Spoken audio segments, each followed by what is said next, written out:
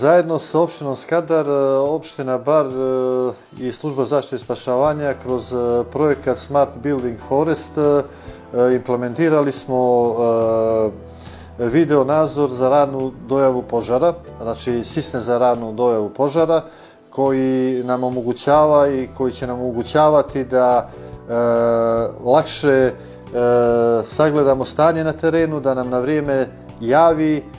dojavi požar i da samim tim organizujemo bolje i efikasnije naše službe na terenu. Osim toga što će samo da javlja požar, taj sistem će da nam omogućava i olakšat će nam samo kretanje na terenu, navođenje jedinica, samo praćenje razvoja požara i prilagođavanje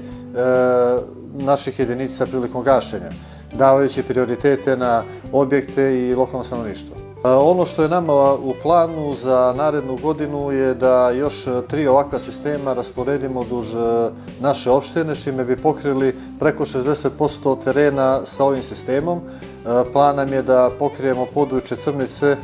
područje Sutomora i Čanja, kao i područje Mrkojevića. S tim bismo zaokružili neku priču koja bi umnogome pomogla našim jedinicama i stavila na značaj bezbjednost naših građana i njihove imovine.